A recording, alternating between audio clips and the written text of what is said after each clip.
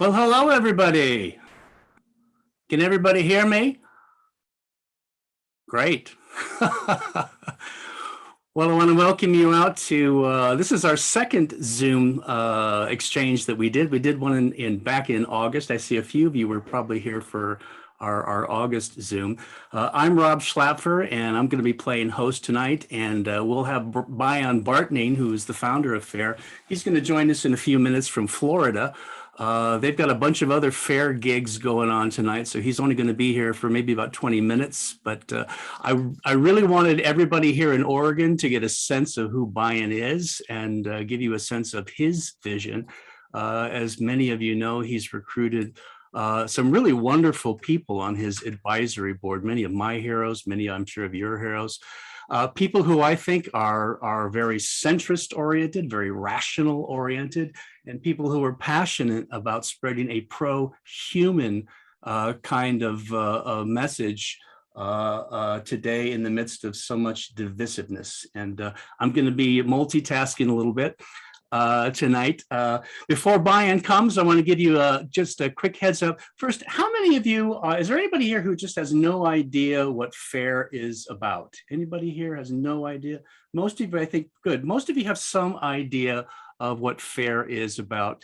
The purpose tonight is really to give you a flavor of what we think we're going to do in the next year, or what we plan to do, particularly in the next few months. We spent the last couple of months, well, since our August Zoom exchange, we've been organizing around the state. We've been trying to pull volunteers together, and we actually have a plan that we're going to try and push out in the next few months. And so tonight, the basic format is going to be Bion's going to come pretty soon. I'm going to be keeping an eye out for him. He's going to come and he's going to talk a little bit and share his vision for FAIR and give a sense of what FAIR plans to do nationwide, and particularly how that might affect Oregon. And then the second half, after Bion goes, I want us to look really quickly at 4 action campaigns that we are in the middle of launching. One is kind of off the ground and going a little bit up in Portland, but we want to spread it out around the state a little bit more. So that's kind of the format. Bion's going to come. He's going to talk for a little bit. I'm going to share, you know, our 4 campaigns that we're doing. And at the end, we'll have some time for Q&A. And I'll be honest with you. We are looking for people who want to sign up and help, even in very small kinds of ways. And I'm not going to do an altar call. I promise not to do an altar call, but I do want to offer an opportunity for people to join one of our FAIR action teams. And I'll talk a little bit more about that when we get through there. So we're gonna do that between 7 and 8. And as is my custom, our custom, at 8 o'clock, if there are people who want to stick around, who have either more questions, or if you just want to have some discussion. One of the things that I've noticed is that folks who are interested in FAIR or what have you are looking for a space to be able to kind of meet with other people who are dealing with some of the stuff that we're seeing in the schools, which can be a little disconcerting. We have educators. I know there's a few educators on the call who kind of feel alone at times here in Oregon. I don't think anyone is not aware that Oregon is a very, very progressive state. And our politics has really sunk into our education system. We've got a lot of political stuff going on, not everywhere, but in some districts more than others. And so some of you may be experiencing that. So if you want to stick around at 8 o'clock, we'll hang out and have a little bit of a conversation. So while we're waiting for Bion to come, why don't we go around and well, because we got quite a few people here. How many of you are from the Medford area? If you could raise your hands if you're from the Medford areas. And one thing I would ask you to do, if you can, if you know how to do your name change on Zoom, if you know how to do that, if you could put your city in Oregon on there so that we know where everybody's from. If you click on the participants window, I think, and you click the little 3 buttons there, you can go and you can put your city. How many of you are from the Portland area? Got a lot of people from the Portland area. What about Salem? Anybody here from Salem? What about Eugene? Anybody here from Eugene? Hey, that's right, Tony. Hey, Tony and Eugene.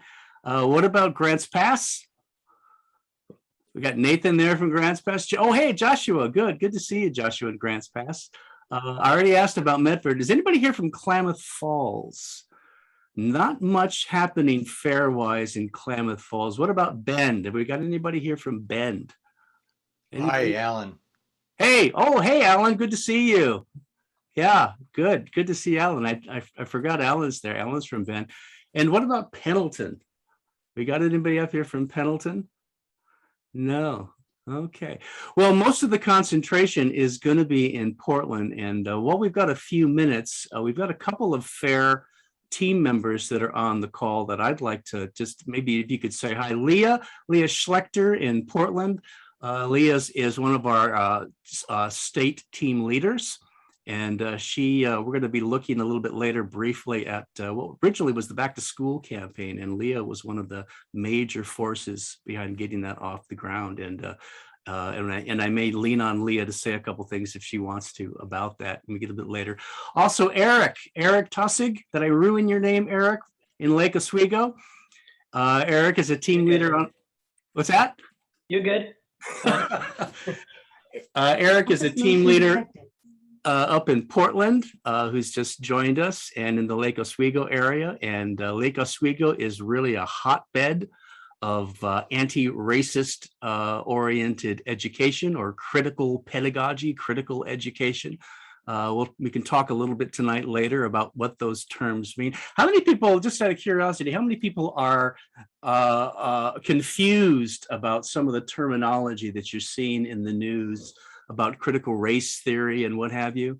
It is a little bit confusing. I will put in a brief plug. We're going to be doing some classes. We thought we would get them off the ground in September, but we decided in the fall that maybe we needed to spend more time organizing ourselves. But we will be launching some classes beginning in February that will look at critical race theory, what exactly that is, and we'll look at things like equity and social justice. What do they actually mean?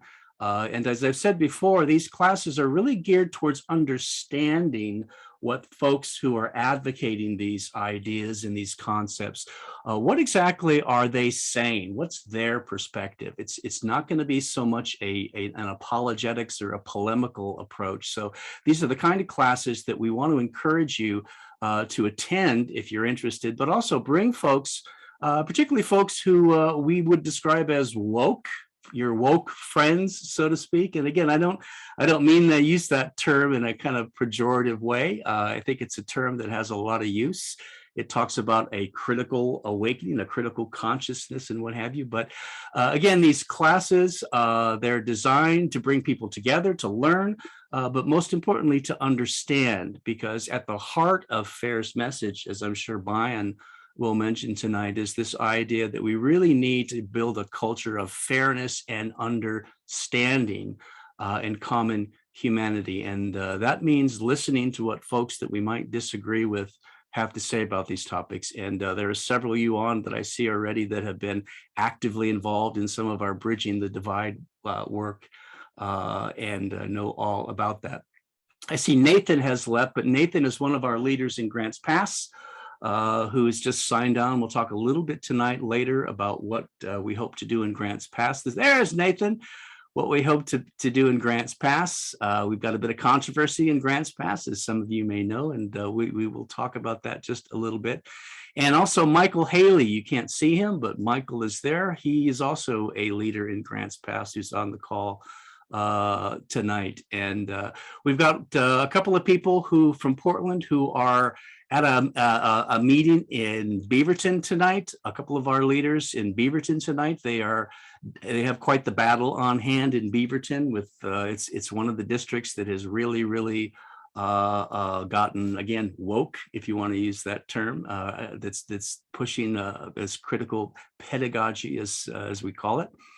But tonight we hope to be hearing from Bion any minute now. James, I see James is here from Beaverton. Long time no see, James. Good to have you here. James, your wife teaches in the Beaverton School District, doesn't she?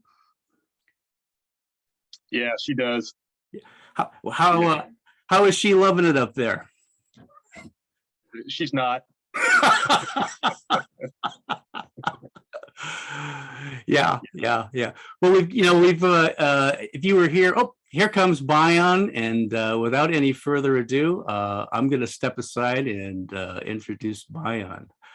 Those of you who I think everybody knows, Bion Bartning is the founder of FAIR. I'll let him give you his background and his story, but we wanted Bion to come. Like I said, we've been organizing and planning for several months now, and we've got a plan. We've got some ideas, some action campaigns that we want to put out there. But we really wanted folks here in Oregon to kind of get a feel for what FAIR nationally is all about. And I don't think there is anyone better to put a face on FAIR than Bion Bartning. So Bion, welcome to the People's Republic of Oregon. And I'm going to give you the floor and to share what's on your mind, and welcome. Thanks, Rob. Nice to see everyone. So I'll share a little bit about, I guess, the inspiration for starting FAIR, and maybe a little bit about what we've accomplished so far nationally, and a little bit about what we're hoping to accomplish for the year to come. So I have two kids who are up way past their bedtime. They are 8 and 11. And, I would say, like most parents, my kids are kind of the center of my world. And my wife and I had enrolled them in a private school in New York City that was really perfect in every way, or at least we thought it was. And what we saw happen over the course of 6 years is there were just changes that didn't really make a lot of sense along the way. Just random things like the the school stopped allowing parents to come in for birthday celebrations because not every child could have parents come in. And so in the name of equity, the school stopped allowing any parents to come in. And, this is a school where the kids are, for the most part, getting on a bus to go to school.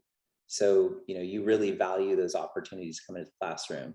But none of the things that happened really rose to the level where we raised concerns. We just kind of shrugged, accepted the changes.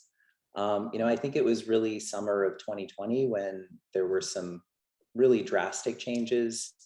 And I think part of it was also everything being on Zoom for the fall of 2020, that really helped us to see what was happening. And I think for me, probably the warning signs for me were, I think, a memo from the head of the lower school that that really laid out a different philosophy than I personally believe. Right? It laid out a philosophy of race essentialism, where the head of the lower school, told us as parents that it was essential that we acknowledge racial differences and teach our kids, to see color. And I personally, reject that. And that's really based on my own philosophy, but also my own life. I mean, I'm the product of two parents from completely different racial backgrounds. My father is Mexican and Yaqui, which is a Native American tribe, and my mom is Ashkenazi Jewish. And they had very different backgrounds, very different ancestry. They came together, fell in love, had children, and so I came out with brown skin. My wife is from the former Soviet Union. She's came to North America as a refugee and has lighter skin. My kids came out with lighter skin. So, I'm looking at this and I'm saying, my kids' school is teaching my kids to see color as defining a person's identity. And I have a different color than my kids. And, and I just rejected that concept. So I think that was really one of the first things that really jumped out to me as something that I wanted to speak up about. I think the second was at the first school assembly of the year, the head of the lower school, and remember, these are young kids. These are ages 5 to 11, right? He told the kids that, or had somebody dressed as the school mascot tell the kids to check each other's words and actions, which, the whole concept of checking anything, really, made me pause. But this concept of telling young children that it was their responsibility to essentially enforce this new orthodoxy and this new set of rules, including this race essentialism, really, I think my initial reaction was, this is a mistake. The school is just trying to show that they're responding to real issues. I mean, racism is a real issue, and there are many historical injustices, and there are inequalities, and so the school was trying to address those issues, but was just misguided. That was my initial thinking. And what I found pretty quickly once I started asking questions is that the school had intentionally gone down this path, and that there were many other institutions that were going down this path.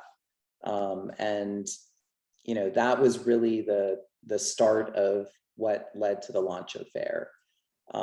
Is, I think, when I started trying to understand what was happening, and I saw that there really weren't institutions that were standing up for the values that I believe in.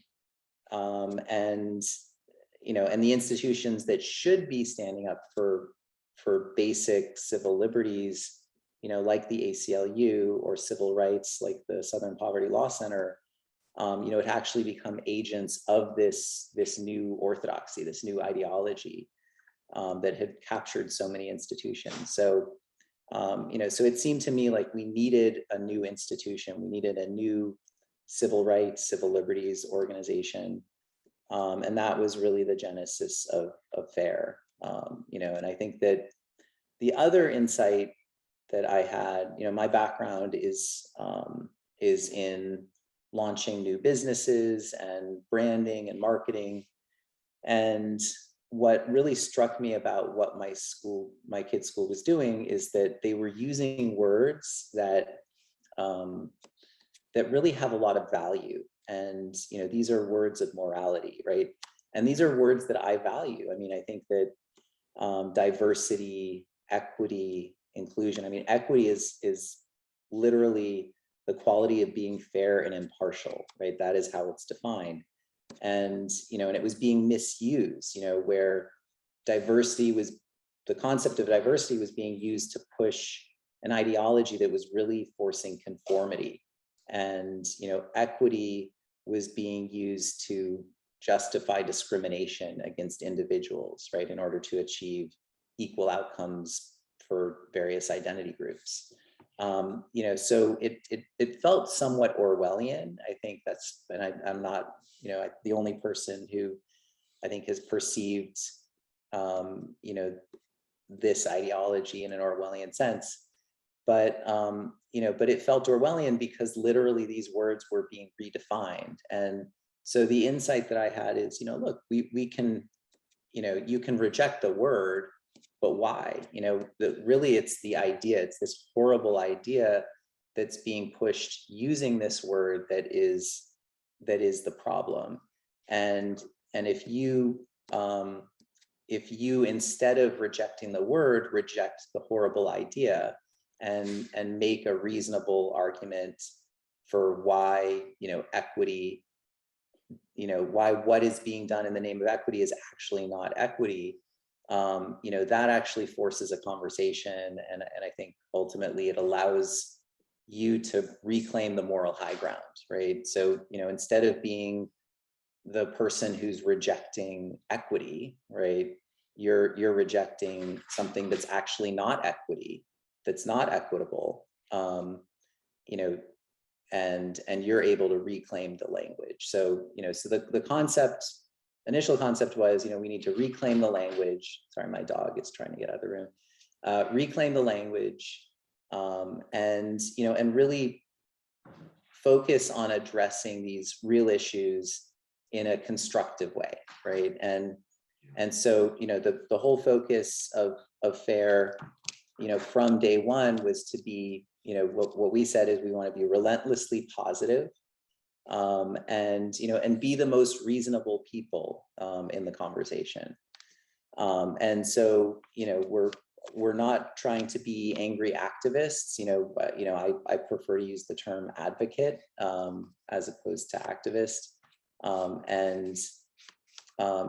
That's really, I guess, our origin story. We launched in March was our public launch, and we've really grown dramatically since then. So at this point we have, I think we just passed 100 chapters, which is really exciting. So it's a big milestone. I think we'll have some celebration for that. And I think we've really managed to make a lot of progress around, again, our constructive goals, right? So one of the goals was to have a curriculum that actually delivered on, what real anti-racist curriculum should look like, right? Which is really based in honesty and, looking at American history, warts and all. Sorry. Looking at American history, warts and all, and helping. Sorry, are you serious? Sorry, my wife is crawling under my desk to not get in the camera screen. So apologies for laughing there. So the FAIR Story curriculum, we released the first few lessons and the learning standards in September, and have made a lot of progress. At this point, there's a full curriculum outline that will be released in the coming weeks, and it's really our initial focus is on the California market, because there's an ethnic studies mandate in California. And so what we want to do is have a constructive ethnic studies curriculum. I mean, personally, I think that it's exciting to study about various ancestries and ethnicities. And if you do it in the right way, it can be constructive. It can be something that that helps people to understand different cultures and understand similarities, not just differences across different cultures, and understand the positive side of the various immigration stories in the United States. So that curriculum I'm really excited about, and it's a pretty big team that's been working on it. And Adam Seagrave from Arizona State University has driven a lot of that work. Daryl Davis has been involved with it. We have a fantastic woman who is now marketing the curriculum, Heather Thomas, who has a background as a cultural anthropologist and a school teacher. So as we speak, well, she's probably sleeping right now. Actually, no, it's only 7:30 for you guys, and she's in California. She's attending a conference for the California School Board Association.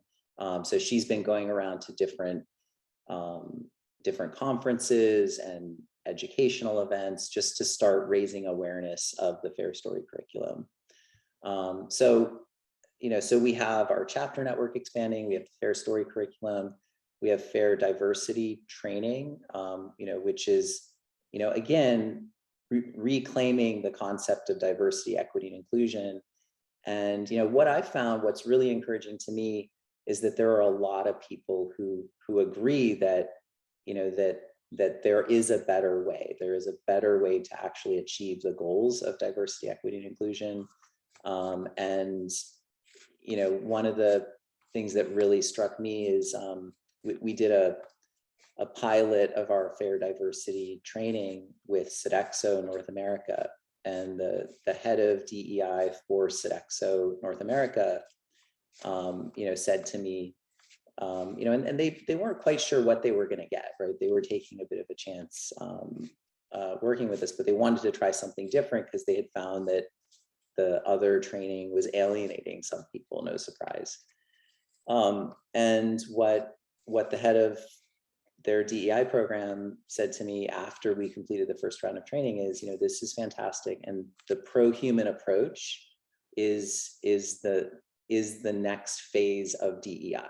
So when you present it as an evolution of the concept, instead of saying, you have to reject DEI, DEI is evil and bad, then I think you actually can win allies.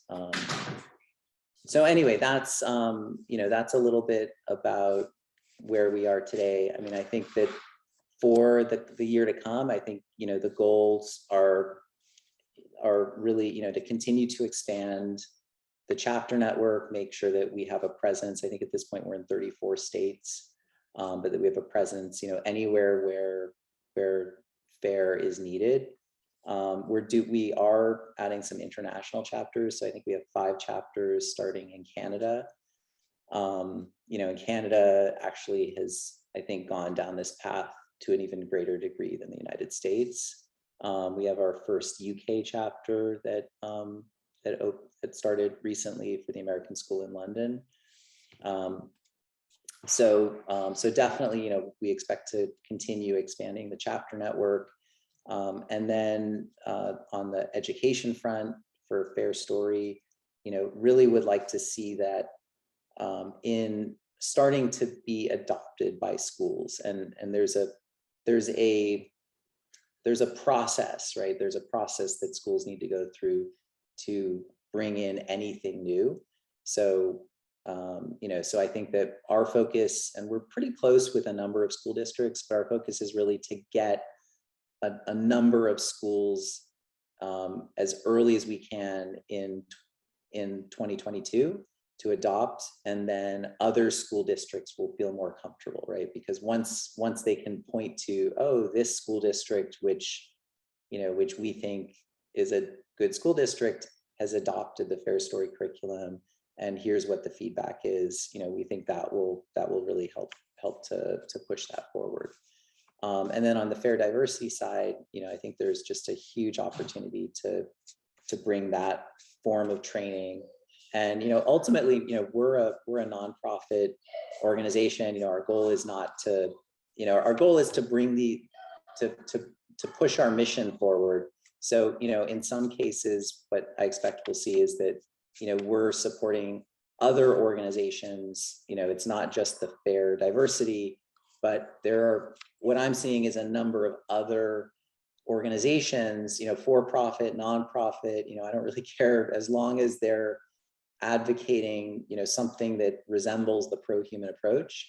What we want is to really help to advance, this approach, whether it's FAIR delivering the service or whether it's FAIR just identifying and supporting another organization that's delivering that service.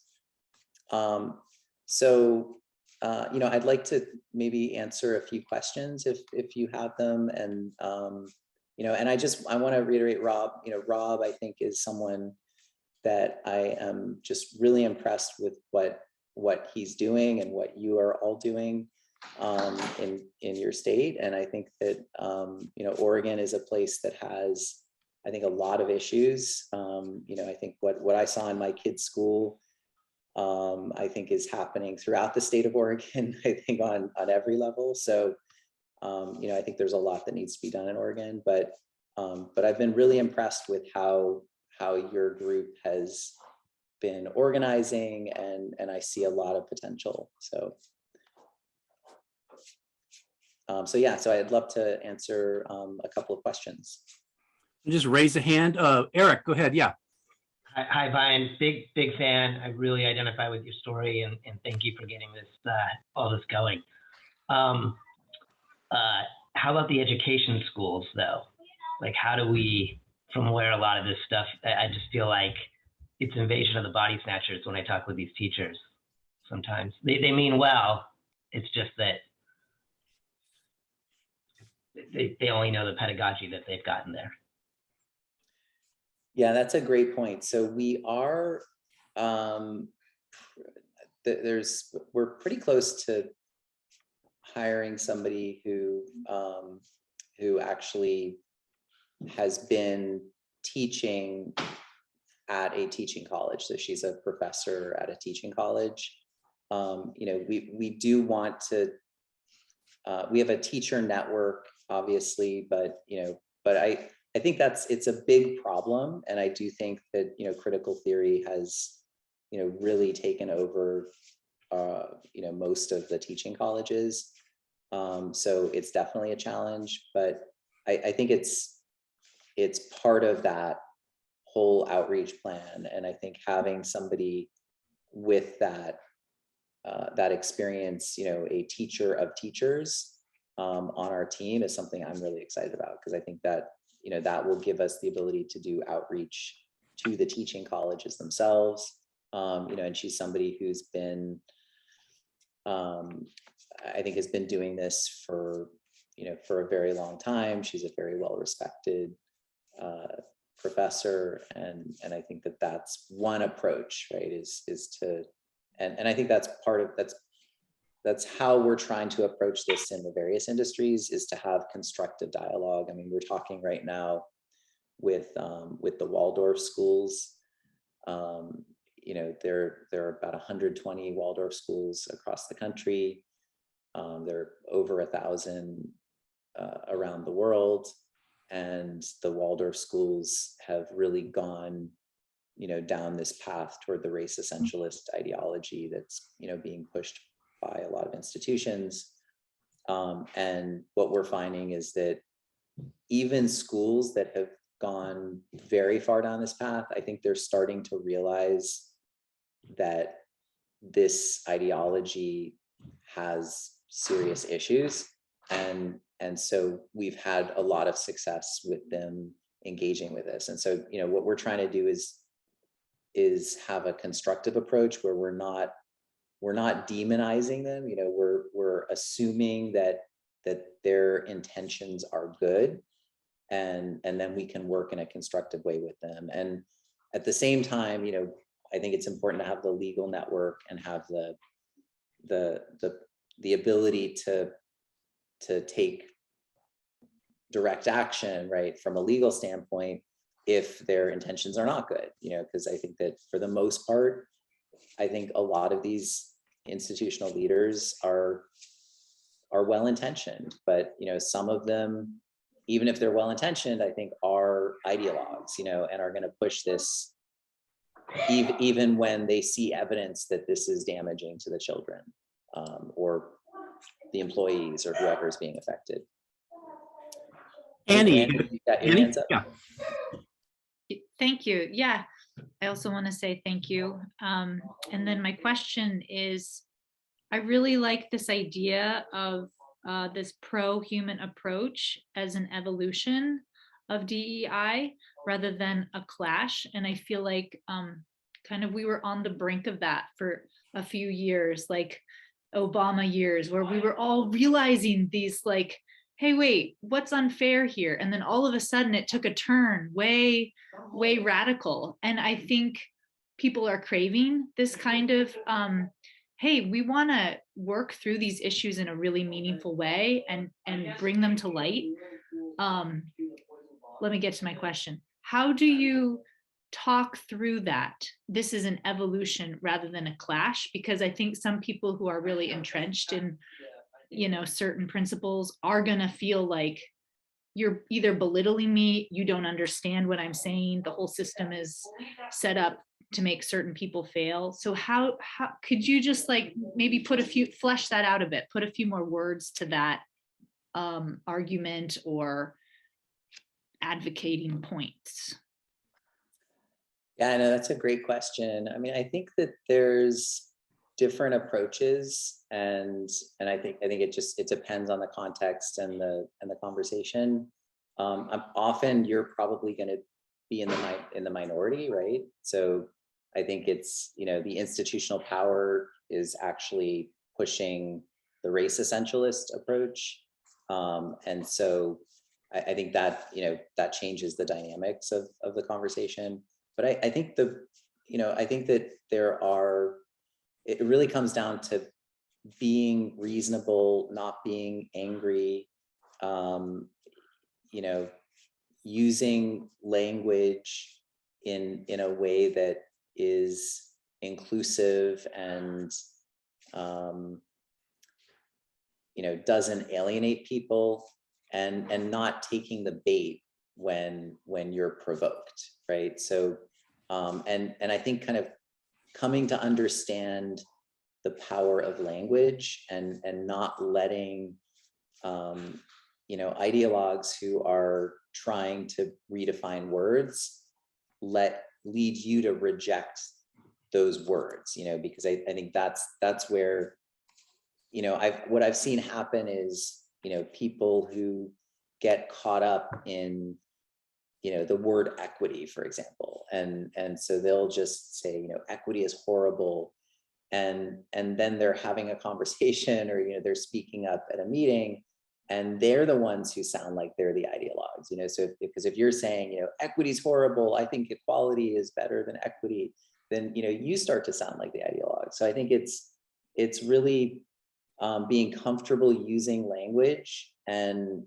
being clear about what you mean by those words, but not rejecting words just because they've been misused by some people. And even if they're being misused by the institution that your kid's school or your workplace, rather than rejecting the word, it's kind of having that conversation and saying, well, I think equity is about being fair and impartial, and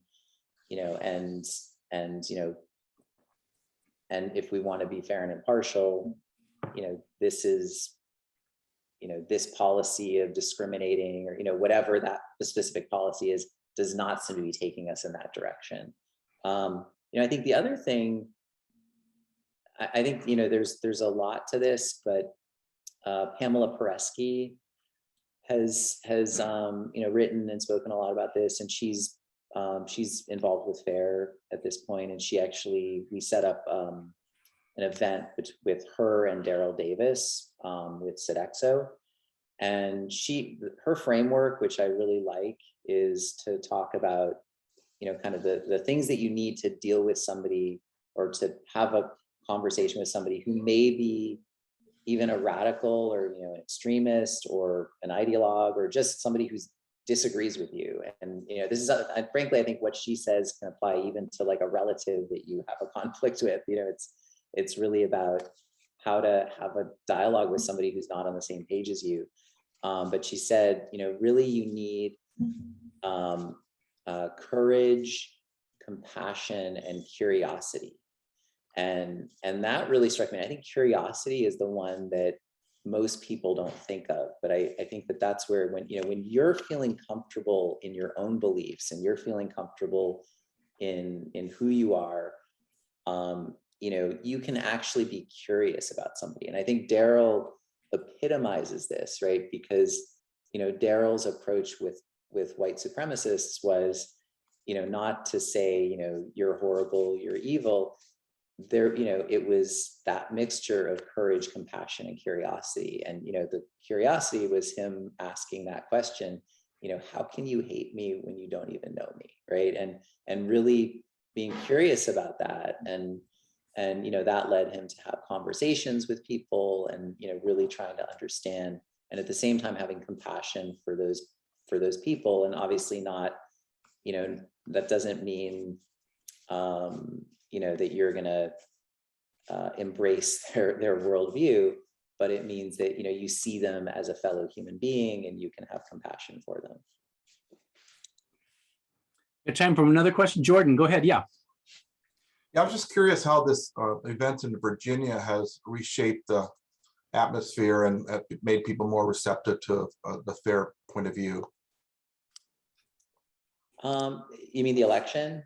Yeah, and the pushback against critical race theory. It's interesting, because I think on one level it's helped. I think I've been surprised that there are politicians. So we have a number of people who have been reaching out to politicians, trying to start a dialogue, and I find it interesting that there are politicians, Democratic politicians, who are kind of sticking to this ideology in a way that really surprises me, because they're, I think there are people who are pushing against, and I don't really love to use the term critical race theory, because I think critical race theory has become a politicized term, but it's the race essentialism really that is the issue. But I think there are people who've been pushing back on this, who have done it in a very partisan way. So I can understand, and that's definitely not FAIR's approach. Like, we are not a partisan organization. But I am a little surprised that there are still quite a few people, politicians, institutional leaders, who are just dismissive of this, and are still not changing their approach after the Virginia election. I mean, the other piece, though, and I think for those who think that a partisan approach, or that it's about electing the right politician and that's the solution, I mean, to me, this is a cultural issue, and we need to solve it at a cultural level. I don't think you solve this through legislation or elections, and it doesn't mean that elections and legislation aren't important or can't be important, but I think that ultimately, I mean, the Virginia election, I think the margin was 1.5%, and I think that, when you look at elections, elections can swing both ways. And, really, ultimately, our goal, my goal and FAIR's goal is for this ideology to have no home in either political party, and I think that's essential, because I think if it has a home in any political party, then at some point in time, it will become, policy. So, so really the goal is to delegitimize the race essentialist approach, and really address this at a cultural level. And part of that, I think, is offering constructive solutions. I apologize, my kids and my wife are going to kill me if I don't hang up now, but I am so grateful to be talking to all of you. I would love to connect any other time in the future, and just want to thank all of you for your involvement in FAIR. Hi, may I jump in and ask a question very fast? I think it would Really be a quick quick, answer. yes, Sure. really. There's a couple of guys out there that have started. I'm sorry, I put on my video, but there's not. Oh, it's off. There's a couple of guys out there that have started something what they're calling merit, fairness, and equality, MFE, as an alternative. Have you had a chance to collaborate in any way, or any intention to try? Which organization? Or well, there are two gentlemen. There's a Newsweek article. You can look it up. It's the title is "The Diversity Problem on Campus," and that was published in August by Dorian Abbott and Ivan Marinovic. Yep. Right. Yeah, I think I remember reading that. Yeah, I mean, again, I think it comes down to language, and I think when if you get fixated on the words and saying, it should be these 3 words instead of these 3 words, I think then it just becomes this power struggle, for, which ideology is going to win.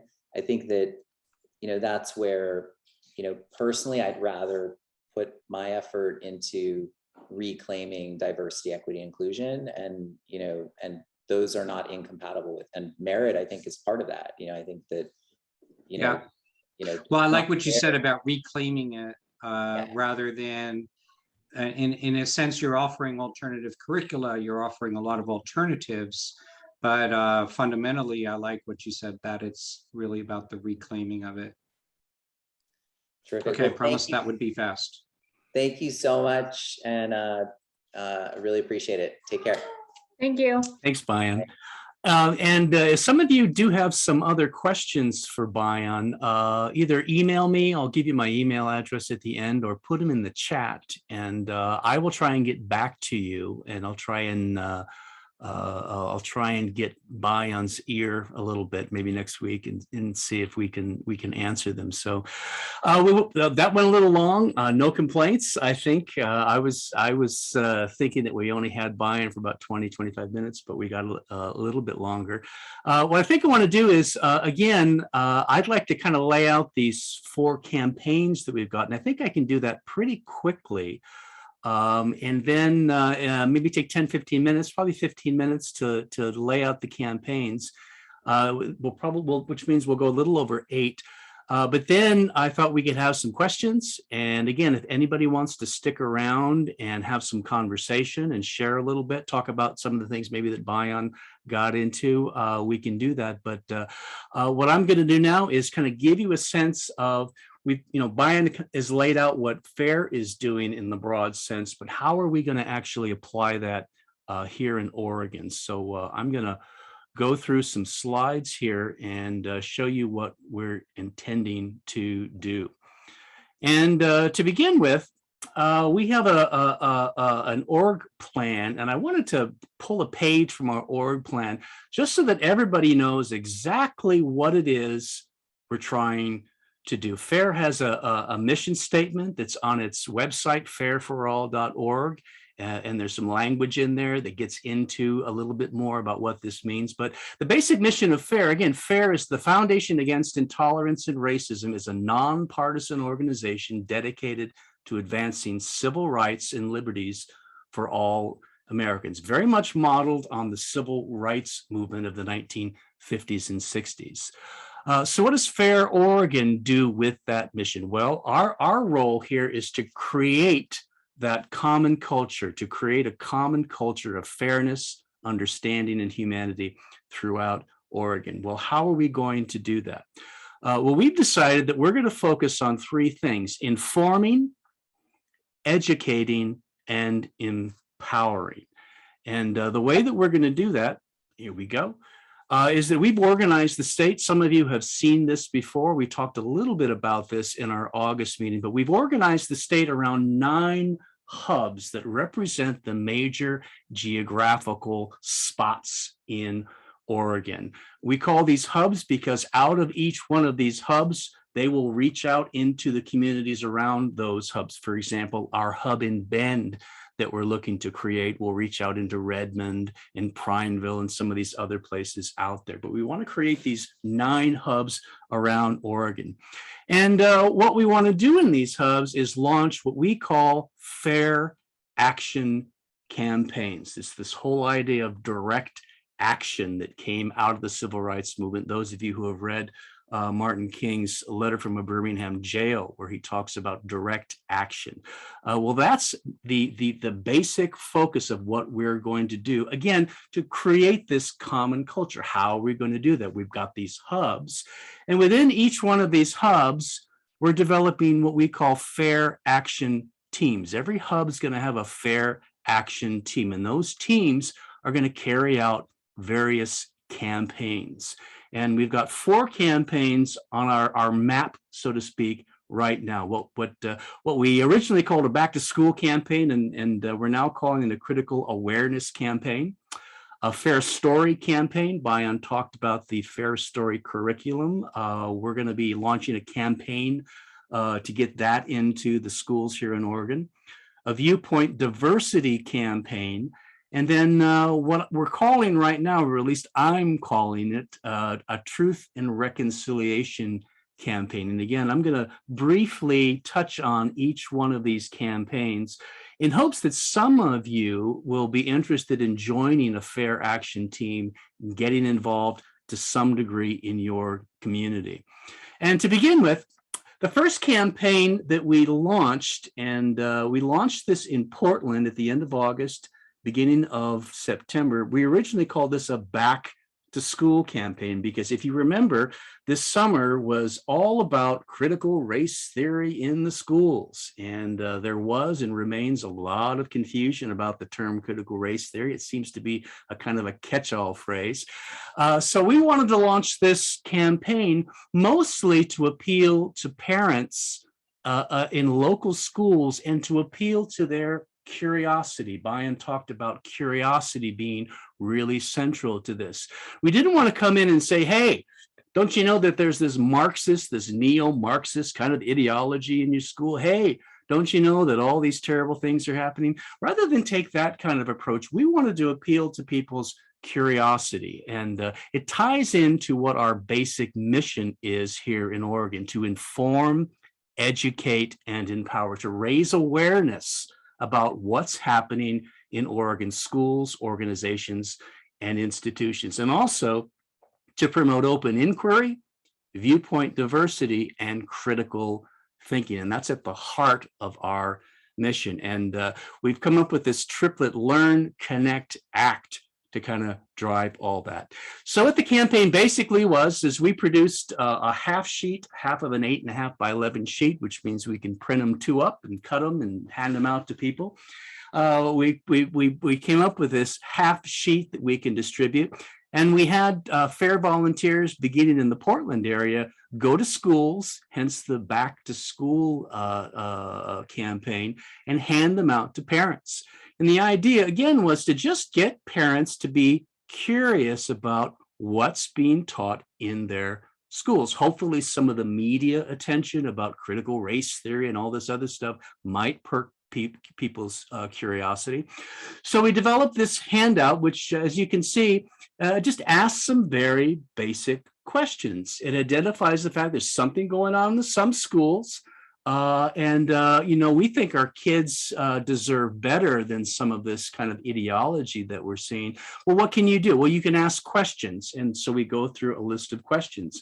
And what we wanted to do was to send people, once they got this handout, we wanted to send them online where they could get information, where they could learn, where they could connect, and where they could act.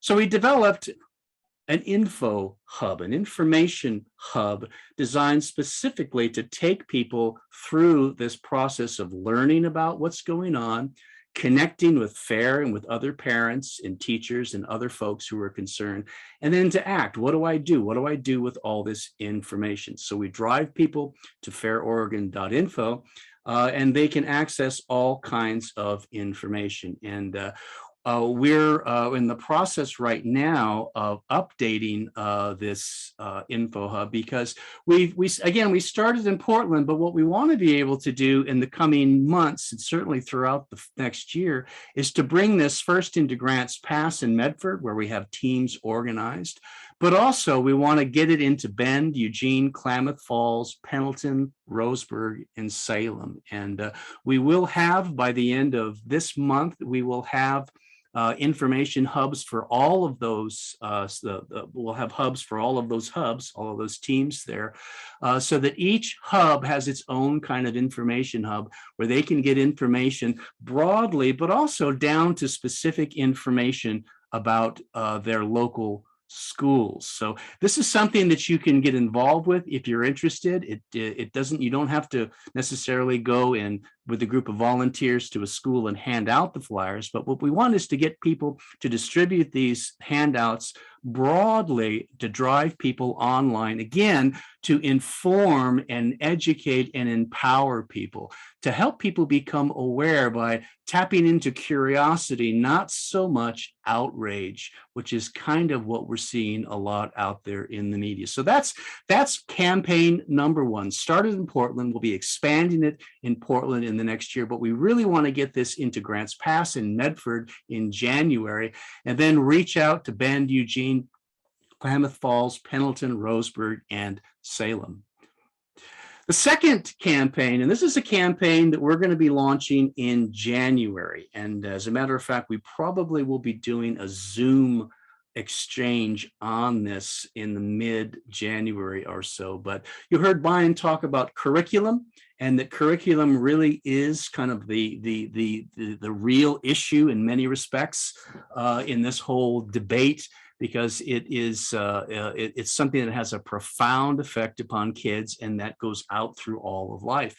And there's a lot of curriculum out there that's not particularly good. You see, I put the 1619 project with the X over it there. I don't know how many of you are following what's going on with the 1619 project, but they have a very, very well-produced curriculum that they've developed, and they have a lot of money and a lot of influence. You've got the New York Times and the Pulitzer Center behind it.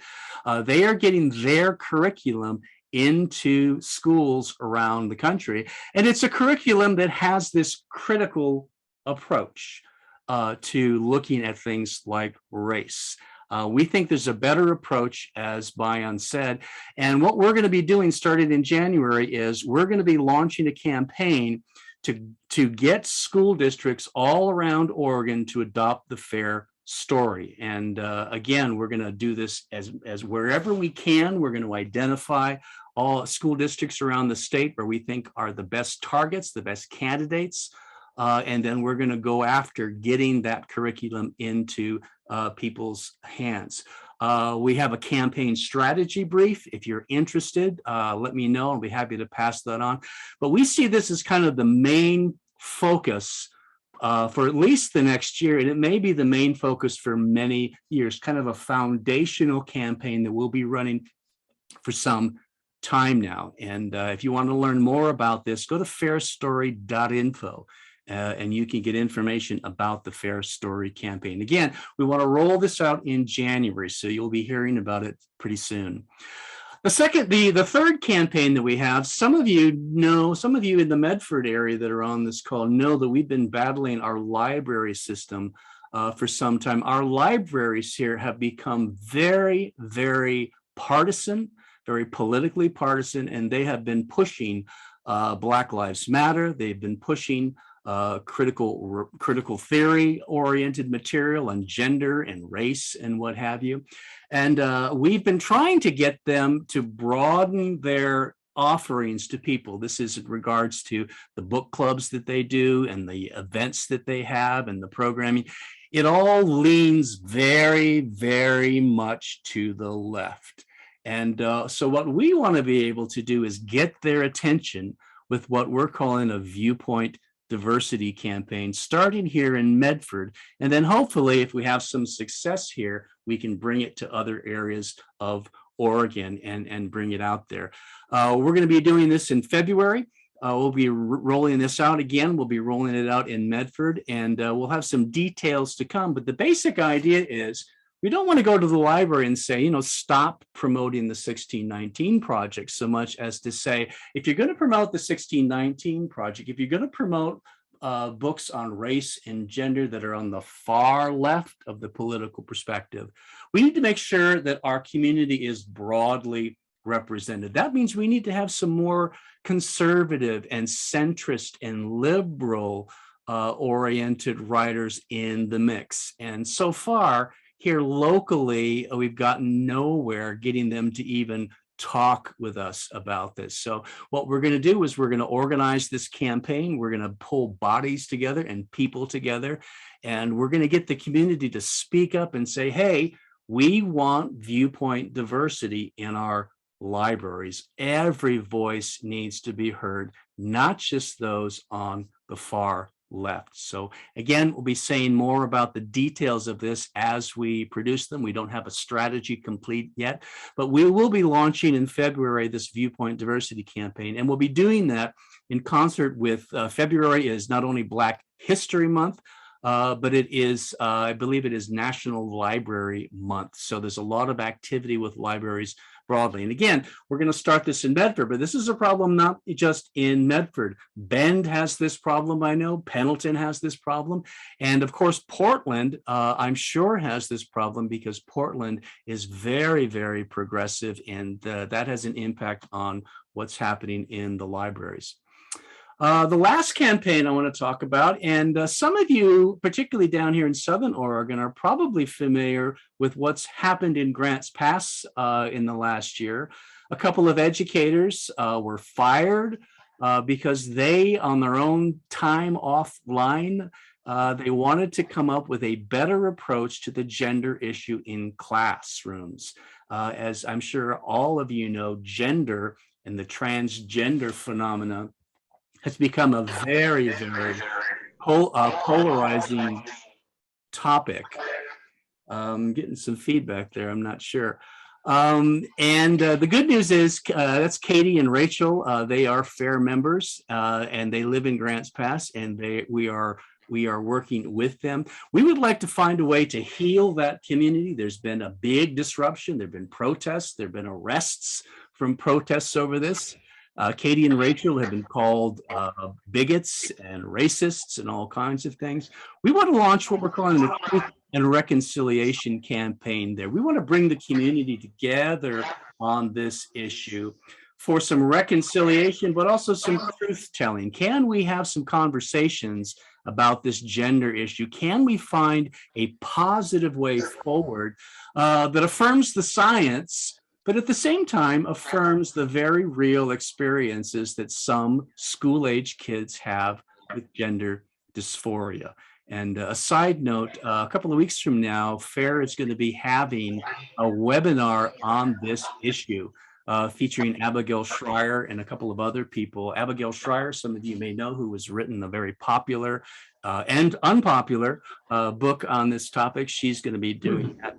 But this is what we want to try and do in Grants Pass, is come in and try and find a way to bring the community together for some education and some conversation to bring us together to try and find, again, common ground that we can move forward. And one other note is we may be partnering a little bit with Braver Angels. Some of you I know the Braver Angels organization. They've got a presence in Grants Pass. We may be tapping into that as well in doing this. So we hope to get that rolled out in March. We're working on a strategy brief. Michael Haley's on the call here. Michael's working on that with some other folks, but stay tuned. So those are basically the 4 campaigns that we have, and I'm almost done here. The real question is, what can you do? I'm hoping tonight that some of you are stirred up to say, hey, I'd like to be able to do something to really make a change right now in this particular moment of history. What can I do? Well, the simple answer is you can join a FAIR Action team. We have teams that we are setting up, again, in these 9 hubs around the state. If you go to fairoregon.org, you can go and you can sign up. Or if you want, put your email in the chat box there, and we'll get back to you. We will be building in the next couple of weeks what I'd call the volunteer hub that'll give you some more details about what it means to be a FAIR volunteer. There are various levels of volunteer, but the most basic thing you can do without making a big commitment is to join a FAIR Action team locally. And that means you're somebody that's there that can pick up the phone and call someone on our behalf. They could show up at a school board meeting. They could write a letter to the editor, just something very basic to help all of us move the pro-human movement forward. And last thing, I am the state coordinator here. I am available to talk, to chat. I will come talk to your group. I will come talk to anybody who wants to talk about FAIR. There's my contact information. And if you want to schedule a virtual chat, I've got a Calendly account that you can plug into. Would love to hear from you. But that's a sense. I know I went through that pretty quick, but that's a sense of what we're hoping to do here in Oregon. And last thing I'll say is, you hear the old saying, what's the world coming to? What's the world coming to? Well, it's coming to us.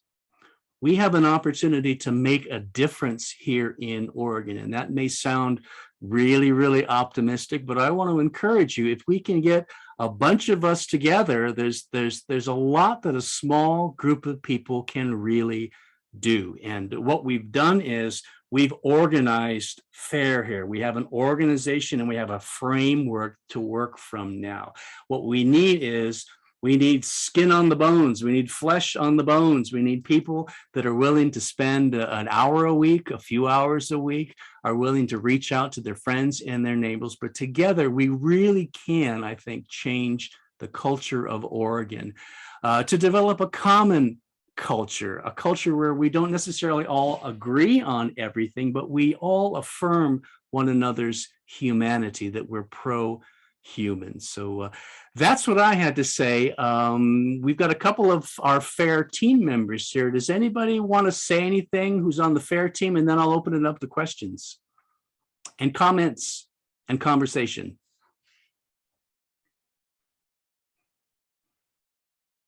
No? Well, questions, comments? The floor is open.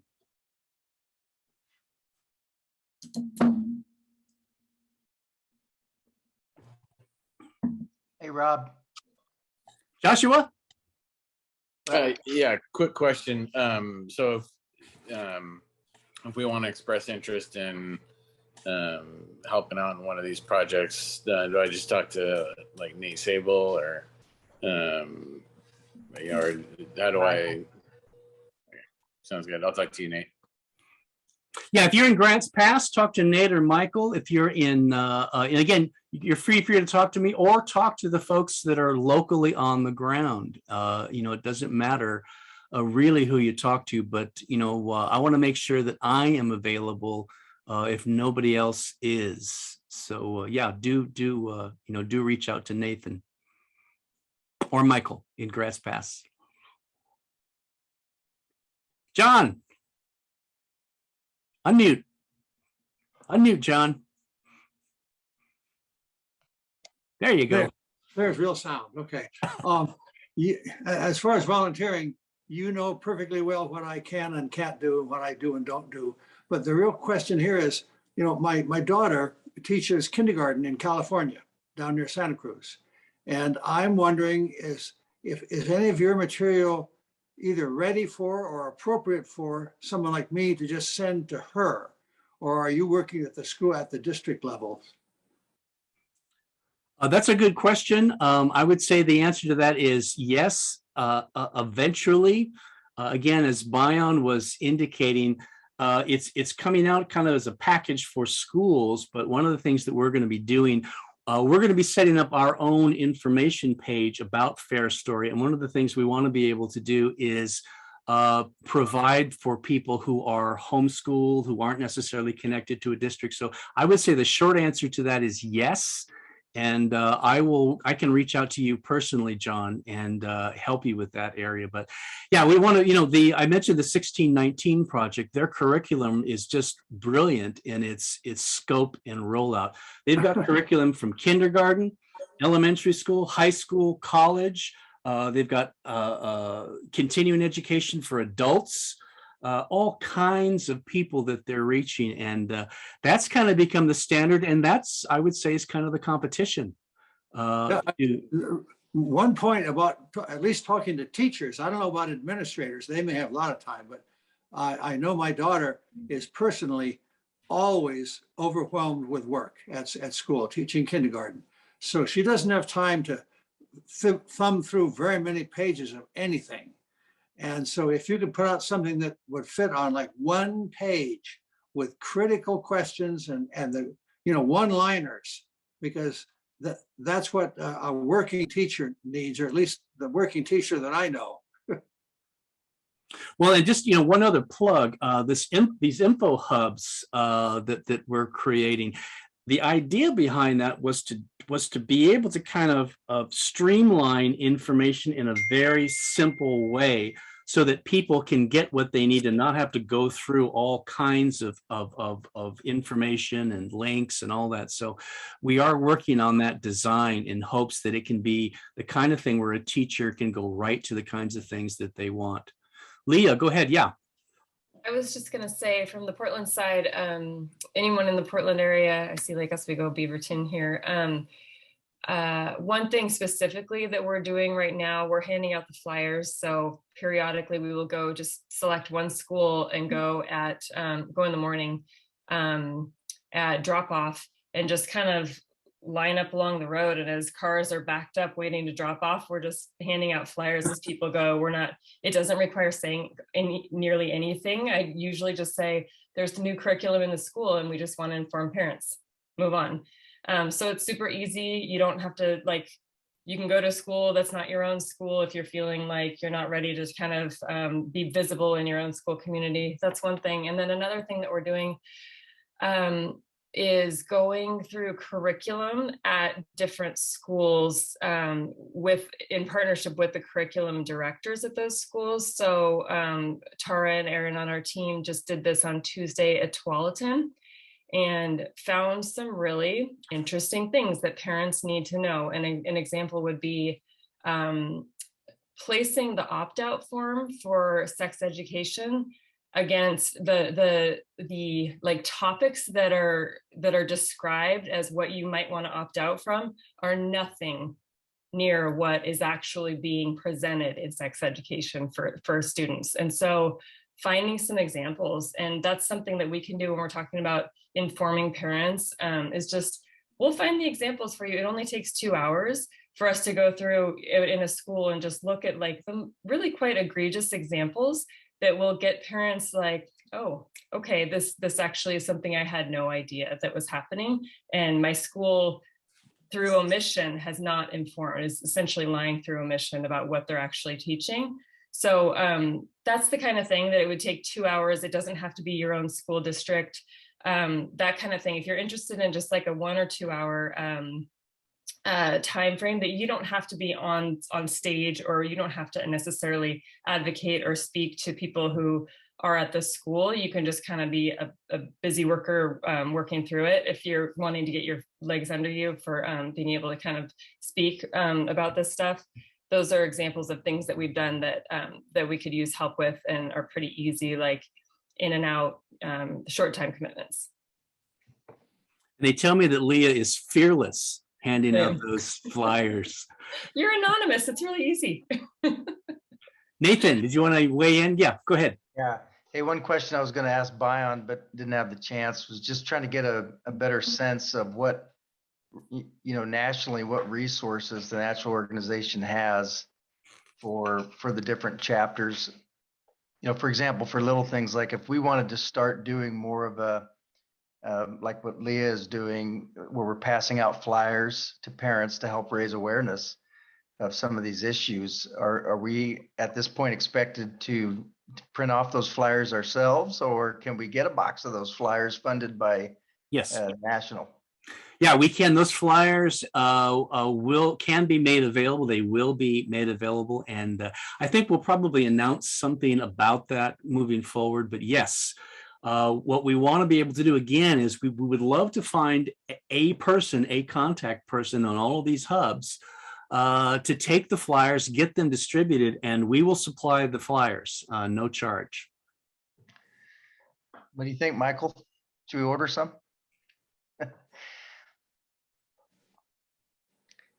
I was just going to say in general too, I liked what Bion said about how this is a cultural thing that we're trying to influence and make change in. Elections are important, and people in key positions of power are important. But what I've found is that, most people that have kind of imbibed that social justice ideology are coming from a good place. They look around, they look at history, they see, some of the racist things that have happened, some of the injustices that have happened, and they look around and they see, well, they grab the tools that's available to them to try to help them understand this stuff. The problem is that the folks giving that stuff out have decades on us. And so those are the tools that are there. And so I'm optimistic with organizations like this that are now trying to provide some tools that are probably, well, I believe are a much healthier way of dealing with some of the issues that concerns a lot of people. So it's really about conversation and getting to know people. So I'm optimistic. I think it's sometimes, we want to do high profile things, but quite often it's the small groups and talking and relating to them. Yeah, I'm concerned about that too. I think that's a problem, and maybe here's another way of handling it that doesn't dissolve our institution or divide us. One thing I didn't mention tonight is we were doing some meet and greets up in the Portland area. We do want to do monthly meet and greets. We've been doing them in Grants Pass. We're going to be doing our first one in Medford the beginning of January. So again, if you're on our mailing, getting our mailings, we'll be announcing those. But ideally, yeah, I think people need to get together regularly, face to face, which is a little hard right now, to be able to plan and talk and commiserate and encourage and all of that. So we need people to help. We need people who will help organize those kinds of things. So again, consider signing up as a volunteer and help putting some of those events on. Anybody else? Question, comment? Michael, go ahead. Yeah, you got the floor, Michael. Yeah, I was muted, Nathan. So I just trying to respond and I didn't realize I had muted, but I'll take some flyers for sure. And yeah, the face-to-face meetings have been very good, and we've had some fun meetings in Grants Pass. So I'd encourage anybody here in Grants Pass to come to our next meeting, which will be in January. I just wanted to mention to John about his daughter who's teaching down in California. My brother's a teacher in California, and he and another guy are starting a FAIR group down there in Walnut Creek right now. And there's a lot of groups down there. So your daughter might check. I think California is somewhat ahead of us, as a matter of fact, as far as organizing. And I think Bion mentioned that, they're focusing on that. So she may well have a group near where she lives. So just as a comment. Well, and we are going to be partnering with California because we've got some stuff that they don't have and they've got some stuff that we don't have. And one of the things that I'm excited about is as these chapters are emerging, what we're discovering is that there are key chapters where there's a lot of activity, and it kind of correlates with where the ideology is cropping up. It's not cropping up in some places, it is cropping up in others. In California, Oregon, Washington, Illinois, Virginia, Massachusetts, Connecticut, New York. This is kind of where we're seeing a lot of the activity. And moving forward, we want to be collaborating more with FAIR chapters around the country and gleaning, from, and of course, the good news is if you have friends, family, folks that you know in other states, being able to connect them to FAIR's vision.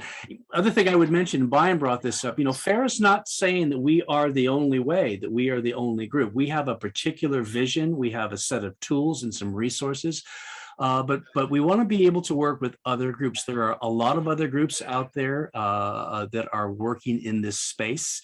If you are a volunteer for one of those organizations, it doesn't preclude you for helping with FAIR. In fact, the group in Beaverton tonight, we've got two of our leaders up there, but there's a couple of other groups that are involved, and it's nonpartisan, it's across party lines, but we all, again, share this kind of pro-human approach.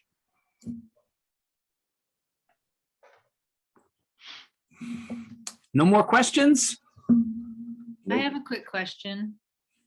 Comment? Yeah, I'm kind of curious about the FAIR Story campaign. What would a volunteer do to support that? I really like that idea of adopting some different curriculum stories. Have you had any success so far? I mean, I know you're just getting started, so probably No. not. Yeah, and the curriculum, like I said, it's just kind of coming out now, but we put a lot of time into our strategy.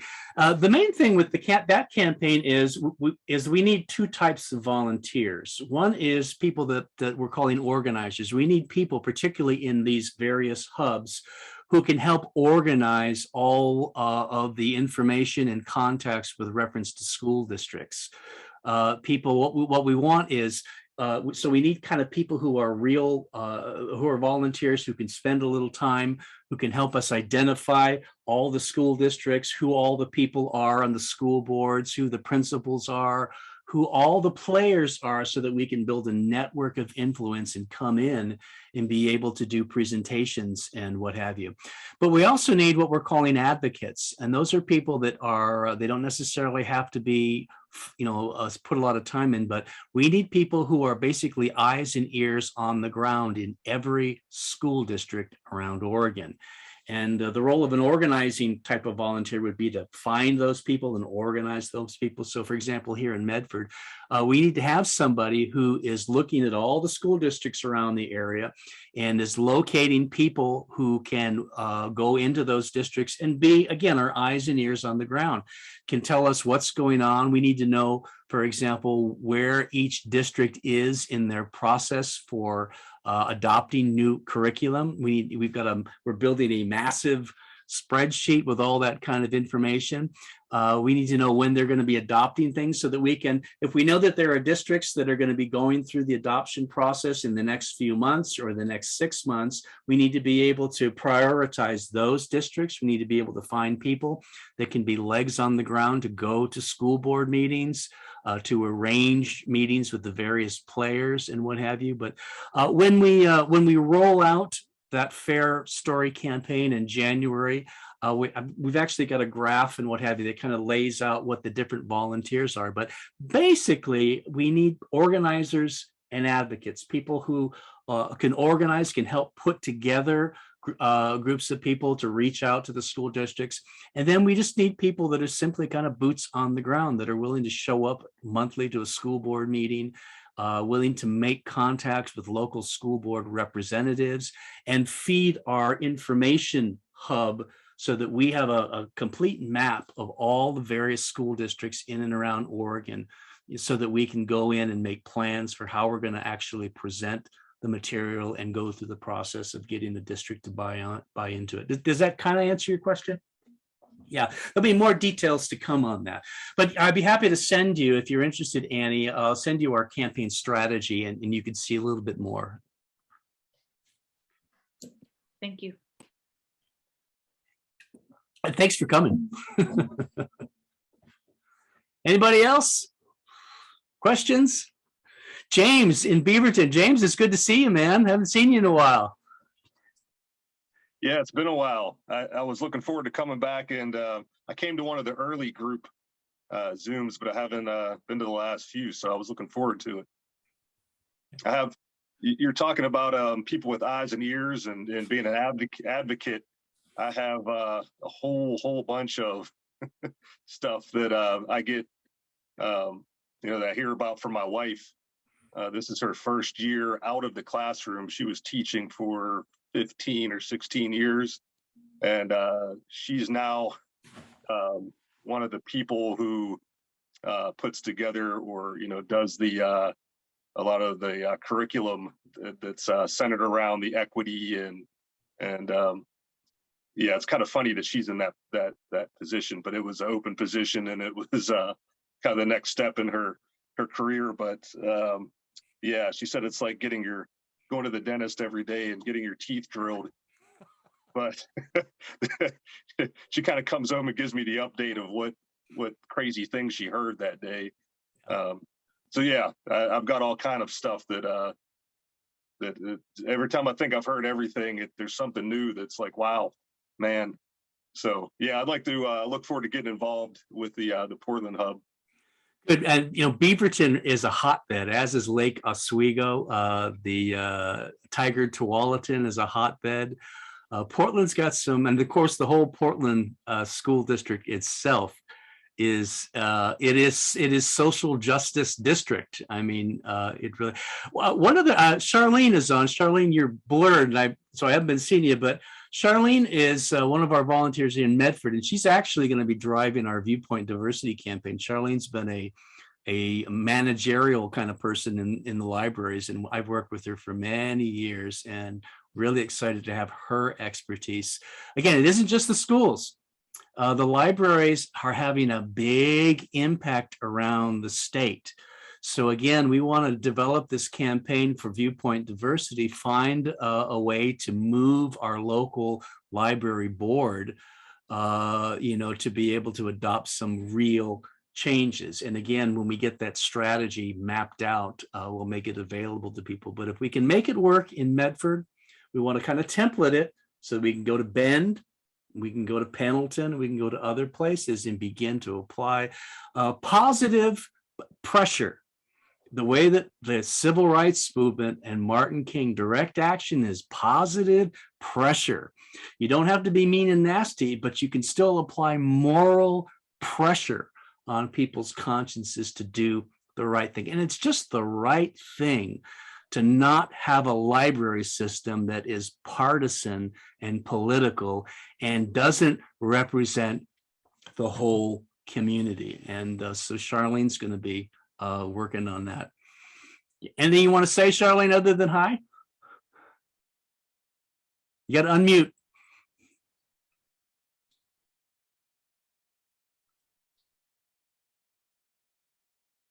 Oops, I think you may have a technical problem going on there. Okay. There you are. Yeah. Oh, you can hear me now? Okay. Yes. All right. Yeah, no, hi.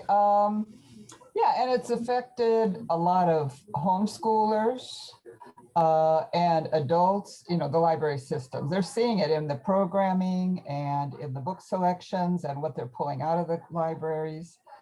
And I've heard some things from the inside too, and Rob's been kind of privy to a lot of that and been somewhat involved. So, and I know if Southern Oregon's having this problem, other library systems are having this. So, and it's turning people off. It's turning patrons off. So, yep. Yeah. Again, FAIR is not about saying no. We're not saying no to critical race theory. What we're doing is we're saying yes to a broader discussion. And I think in that context, I think when people get a broad exposure to the arguments for and against, I think most people are not going to find this critical orientation to be very satisfying. For one thing, there's nothing about it that really gets to the root of the equity problem. We're not gonna raise the test scores of young kids of color with critical pedagogy. And I think that really is something that's a real strength. There are things that we can do. And so we need to have, FAIR is really all about a positive, proactive message. We're not saying no to bad curriculum. We're saying yes to good curriculum, and we're putting our money where our mouth is by producing it. And I just say that in terms of those of you that are familiar with the 1619 project, by contrast, FAIR has released some of the videos of their FAIR story, 3 videos on slavery. I think it's the best explanation of slavery that I've seen, because it gives it the broad context that we need. And so it's the good, the bad, the ugly, and the beautiful about American history. We need it all, not just the critical lens, not just that. And therein lies the problem. Anybody else? Andy, you got to take off? Okay. Well, it's 8:30. Anybody else got anything they want to say or weigh in? I will say, keep in touch. We will, like I said, we'll be rolling out a bunch of stuff in January. I know I'm going to be tied to my computer for many, many weeks, getting stuff ready, getting our information hubs ready. Nathan and Michael and Grants Pass, they're going to be working to get their campaign going and strategizing about that. Charlene, here in Jackson County, we have a community, the library has just sent out a community survey, and we want to rally the troops right now here in Jackson County down here to respond to that survey by saying, we want viewpoint diversity in our libraries. We want to hear lots of different voices, not just the ones that the progressive folks running the library prefer. So we need lots of viewpoints in the mix. And so that's one of the things that we're going to be doing down here. Well, if nobody else has anything to say, a quick shout out to Amber. Hey, Amber in Lake Oswego, great to see you. Amber has been very effective from what I hear. Working, there you are, Amber. Amber was on when we did our first Zoom talking about what they've been able to do in Lake Oswego. Amber, you want to maybe say a really quick, I know I'm putting you on the spot, but I know you've been successful in reaching the school board there in Lake Oswego. Yeah, I mean, we started out with a very specific goal, which was addressing the curriculum that they had rolled out as an optional curriculum last year. And we were able to get that pulled. And they have agreed to not roll out a new curriculum until they get community support and community feedback. But, we see definitely things in Lake Oswego that probably all the districts see, which is a lot of identity essentialism, not just race essentialism, yes, but really a focus on really just particular parts of people's identity instead of looking at the whole person. Yep. And so, yeah, that's a little bit harder to address. It's not as specific as a curriculum that can be, blasted out and pulled back. So I think that there's still a lot to do here. I think the gender issue, one of the things I think many of us in the FAIR world are realizing that here in Oregon, the gender issue may be even bigger than the race issue. I like to use the term, I like to say critical identity consciousness, not just critical race consciousness. The whole idea of critical consciousness, having this critical mindset of the oppressor and the oppressed and what have you, the power differentials and all that, applying that to identities is really, really become a combustible element. And so I was thrilled to see that FAIR, for example, is doing going to do a webinar in 2 weeks on it. And again, there'll be information going out, because I think the other thing, I didn't mention it, but FAIR is very concerned about mandatory pronoun, asking students to give their pronouns. Yeah, that's pretty much required in Lake Oswego in every classroom. And it's interesting. I was looking through Bonnie Snyder's book. Yes. I can't remember the name of it now, but Indoctrinate, undoctrinate. yes. So she talks about how compelled speech is worse than suppressing speech.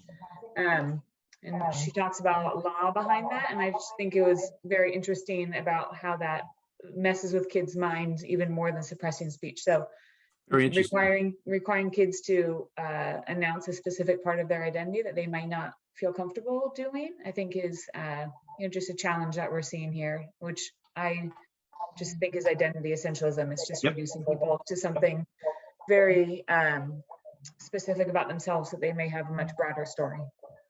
Well, then FAIR is looking for students who have experienced, who have been told that who have had been had to announce their pronouns. We're looking for those for possible litigation. It's like Bion said, in an ideal world, you hope that you can appeal to people's consciences and that people will say, okay, maybe there's a better approach. But when push comes to shove, we may have to use the power of litigation to force change where change really needs to happen. And or just protect your rights, not necessarily forcing change, just saying, wait, a line has to be drawn somewhere. Yep. I think to Bion's point, we want to focus on the positive, and so we want to help people that, any kind of child who is challenged with their gender, and of course we want to help those children. But I'm not convinced that announcing pronouns helps those children. If they want to do it, that's great. We'll support them. But maybe some children aren't ready to state their pronoun. Maybe that makes them feel uncomfortable being forced to state it. Or maybe it's not important to some children for everybody to know. So I just think, again, I think we all want to help these children who are struggling to find their identity. But I think this is too targeted of a way. It doesn't take into account the whole child. Good point. Yeah. I was just going to say on that note, I come from a pretty big family, and I've got 45 nephews and nieces, and some of them are older, and then there's a younger bunch. And over Thanksgiving, we had a whole bunch that I went into one of the rooms of the house, and there was a bunch of the younger teenagers in there, my nephews and nieces, kind of chatting back and forth. And they'd actually brought up the issue of that little kind of demonstration / almost riot at Grants Pass High School when Rachel and Katie were reinstated to their positions. And it was interesting just to kind of be an adult fly on the wall. I didn't want to come in and mess up their teenage chemistry, but I was hearing them talk about how several of their teachers were telling them, you will not get an absence if you go to that protest. I can't tell you to go to it, but I can promise you I will not mark you absent if you go.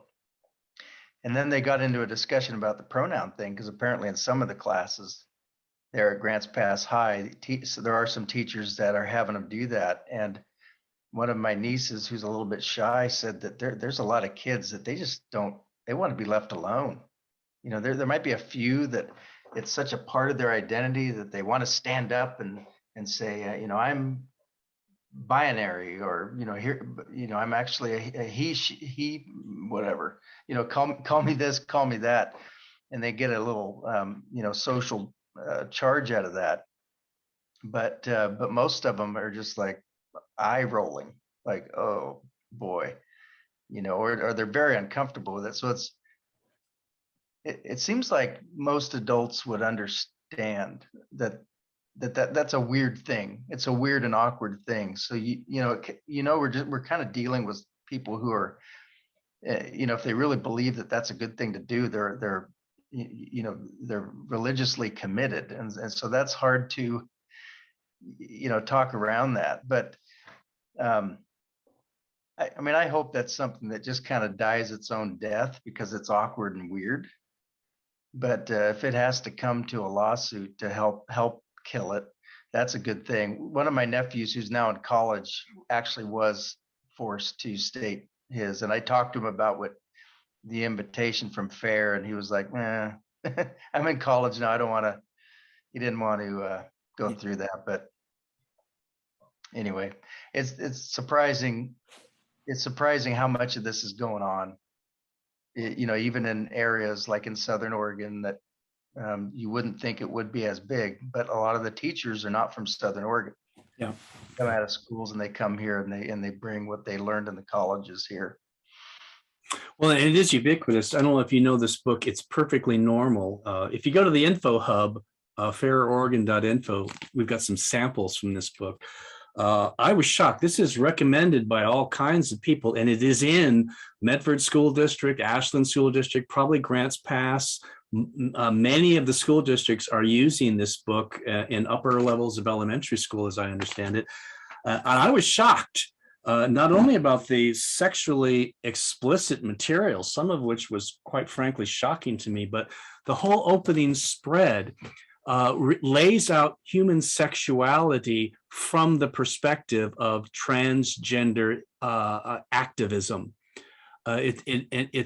I was shocked, and particularly when I looked at some of the supposedly well-respected doctors and academics who are promoting this book. So this is a book that is in school districts all over Oregon and is shaping the minds of 10-year-olds and 11-year-olds and 12-year-olds. And it's all driven by transgender-oriented activism.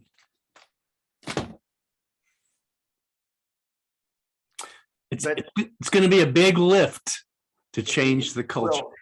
Well, it is. I mean, we all know that they have years and years and years on us in doing this, and with every opportunity that it's been pushed. But we know culturally that it's probably safe to say that most parents, if they're aware of it, feel like it's not appropriate for their kids, and that the schools are way out of their lane to be pushing these things. And so, you know, the more awareness that goes on, it's like, you know, talking about the importance of transparency campaigns with school districts that, you know, up until a few years ago, I'm sorry, school districts and school boards, but up until a couple of years ago, school boards, nobody knew who was on the school board, really. Most people you'd ask, like, well, you know, what do they do? But, you know, that's something I really want to see here in addition to our reconciliation campaign, is really push a transparency thing where there's direct notifications to parents on maybe certain subjects or certain district policies that get passed or board policies, rather than expecting parents to go to a website. Because I work for the government, you know, I've worked for the government 16 years. And often what's put out that they say, you know, reviewed by the public, they throw something on an obscure website and say that's now, you know, that's been public notice. And, you know, I would like to see a lot more transparency, direct notice in the form of emails directly to parents or texts on most of those things. Anything that has to do with, you know, sex or race or the relationship between teachers and students and parents. You know, I mean, we've got to come up with some language or focus on the things that would be effective, like what would trigger that notice. But I mean, that's something I feel strongly about. And I don't know if anybody here has worked on anything like that in any other part of the state. Transparency policies. Our district, I feel like, shares all the information, but it's just so much information that, you know, you'd hope you could trust that they're making good decisions for your children.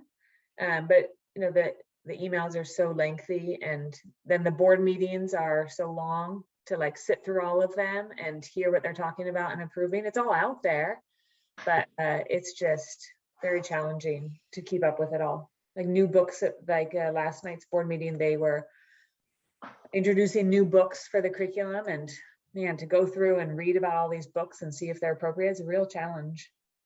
It is, and I think that's why there has to be a way of sort of forcing the issue with it. I mean, you know, these are publicly funded positions. The folks in those positions are public servants, and they have someone else's children in their care. And it's not too much to ask that they are very transparent about what they are putting in front of someone else's children. Yeah, that's well said.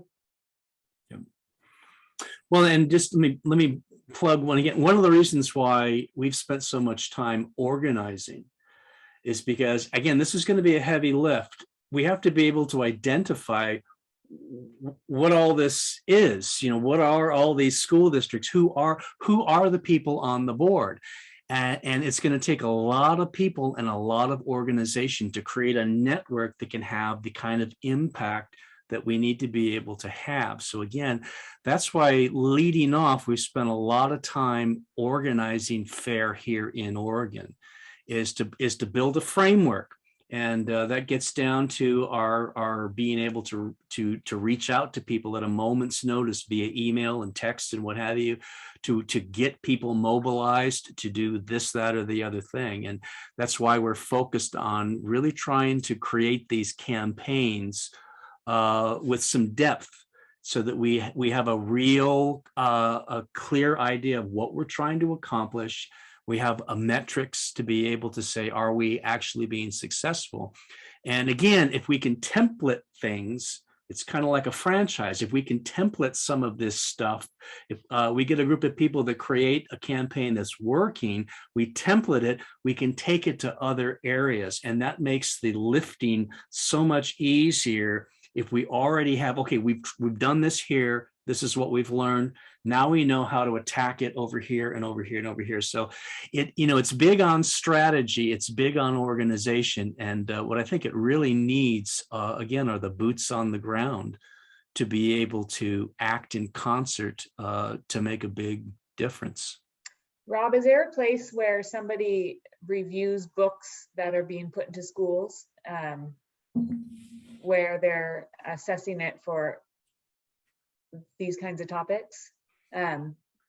That's yeah, one is of there like a central hub? Because rather than me doing my own research, reading all Amazon reviews or reading the books themselves. Yeah, well, that's one of the things I wanted to talk to you about sometime, because FAIR is working on it. There is an educators group. I'm part of that group. As a matter of fact, they meet tonight, and they are trying to bring together educators from FAIR, but not just FAIR, to consolidate an approach to. We need to have, for example, somebody has done a terrific review of Ibram Kendi's Stamped for Kids. There's 2 versions of Ibram Kendi's Stamped for Kids. We need to be able to have a point-by-point alternative to be able to bring on at the table. I'm working on the 1619 project myself to be able to counter some of the claims of the 1619 project. But what we need to move away from, and again, this gets back to organization, we need to get away, we have to bring together all these disparate people who can do things into a whole, so that we're not all doing the same thing, that we're cooperating and we're able to glean from everybody's work into kind of one big pile. And the goal of the Info Hub, and Amber, I would love your feedback on this. The goal of the Info Hub is to be able to provide exactly that, those kinds of resources. And again, we made a stab at it. Our first version of the Info Hub is very basic, but we plan to expand that. And again, the design of the Info Hub is such that each hub around Oregon will be a little bit different, because it will reflect differences in those areas. And we'll even get it down to where in Grants Pass, for example, there are going to be differences between what's happening in the Grants Pass school district and what's happening in the Brookings school district out on the coast. But we're going to try and do that at the local hub level, so that we have boots on the ground locally that are doing all that work and then feeding it up to the whole state, so that we all benefit from whatever work's being done at any specific place. Yeah, I think it's all, and it's all a lot of work. A lot of work. I might be wrong, but James, it looked like you really wanted to say something a while back after I got done talking.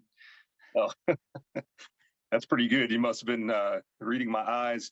I saw a note on what you were saying about the parents being aware, or being notified by schools. I know that there is a current strategy, I guess you could say, or it may already be a thing. But one of the things that they're doing is, when they discuss transgenderism or similar things, that has always been a part of the health curriculum. And with it being in the health curriculum, they have to have either some sort of opt-outs, or they at least will let parents know ahead of time, hey, in a couple of weeks, we're going to be teaching this. One of the things they're moving to do is taking that and moving it to social studies. And so they'll just say, well, this is a social issue. And I guess, to get away from the health issue, they just don't have to talk about anything medical, which they shouldn't be anyway, I don't think. But they move it to a social studies curriculum, and then that way they're not obligated to notify parents. And so you kind of come to whatever conclusion you want with that, but that seems sort of like we are making it a point to not have to let parents know. Yes, that just really seems like activism. I mean, I think I'm a public servant. I work for the state. And sometimes public servants have to be reminded that that's who they are. And their job exists to serve a pluralistic community, people with different views, and they're being paid by the people's money, and the truck they're driving or the car is the people's truck. And sometimes I think, especially these younger teachers that I've known, they talk about my classroom, it's my classroom. And in a way, it's good to have some pride and ownership of the job you're doing, but clearly it goes far all too often. If you have someone going, hey, this is what I think the kids should be taught, these are my beliefs, and in order to get around the teacher or get around the parents, let's move this to a different curriculum. They need people who are interested in these sorts of issues like us to remind them they are public servants. They are not their children, that they are overseeing for much of the day. And there's got to be a loving way to do it, but a very firm way to do it. And if they want to continue stepping over the line with your children, then their hands need to be slapped very hard. So anyway. Tough love. Tough love.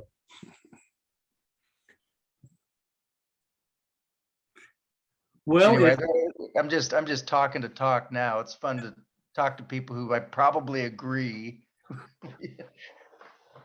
Yeah.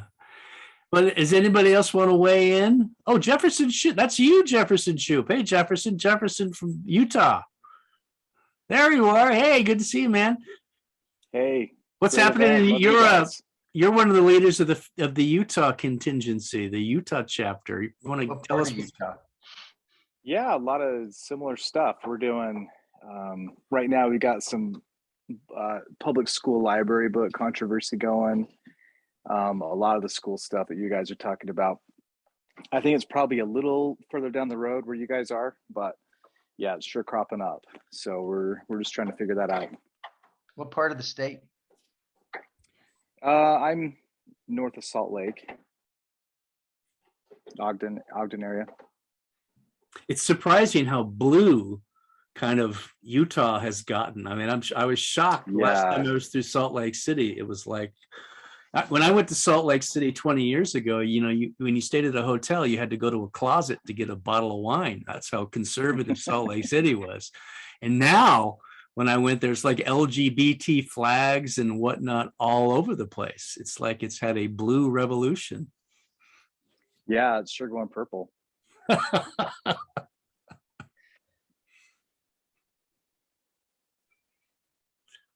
Well, it's 8:54. Unless anybody's got anything else they want to weigh in, thank you.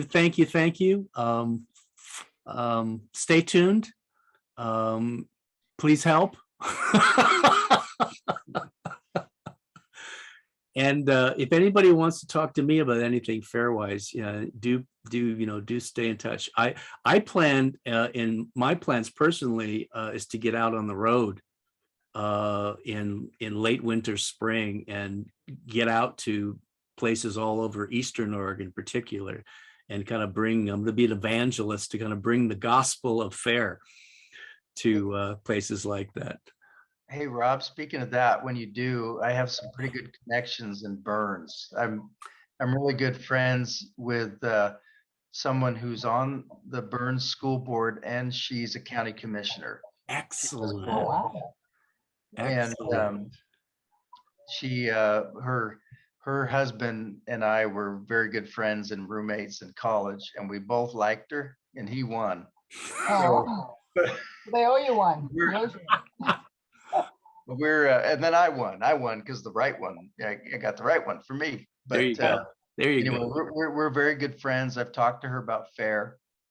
They run the Bell A Ranch right east of Burns. It's a large co-op, grazing co-op ranch, and they're very active. And last time I visited them, coming back from Idaho a few months ago, she was telling me all about the stuff that's coming into their very small rural In Burns. in Burns and Crane, which is Crane is a very much smaller school east of Burns. So it's it's coming down statewide, and the community's like, what is this? So anyway. Well, again, that's why I'm really anxious to at least find a few people all around the state who nothing else can be eyes and ears on the ground, so that we can begin to map it out. Because again, part of this is just being able to bring all the data together, so that we know where all this is happening, and we can look at it, and then we can kind of prioritize and say, well, we've got 20 districts that we could make a difference in. And kind of put our energies in that. So, having all those contexts. I'm going to be meeting in a couple of weeks with the guy who is he's a Republican person who organizes the Republicans in the Senate, the Oregon Senate here, and again, FAIR is nonpartisan. But we share a lot of commonality here in Oregon. We don't really have that many liberal Democrats in Oregon to partner with, but we do have very like-minded Republicans. And one of the things they're going to be doing is we're going to be able to benefit from what they're doing to organize all the legislative data about these issues, so that we can get our heads around it, so that we know when various legislation is being considered. We're keyed into who is driving the various agendas in the state legislature, and also who is driving the agenda in the Oregon Department of Education, because the Oregon Department of Education is, in my opinion, radically progressive and radically politicized. And my hope is that we can find some more moderate voices who want to open the conversation. Again, we don't want to say no, but we want to say we have to have a broader conversation on this stuff. And in some areas, we need to resist firmly some of the stuff that's coming down at the state level. Oh, Betsy Johnson. Yes. Well, probably the most well-known, formerly Democrat senator. I've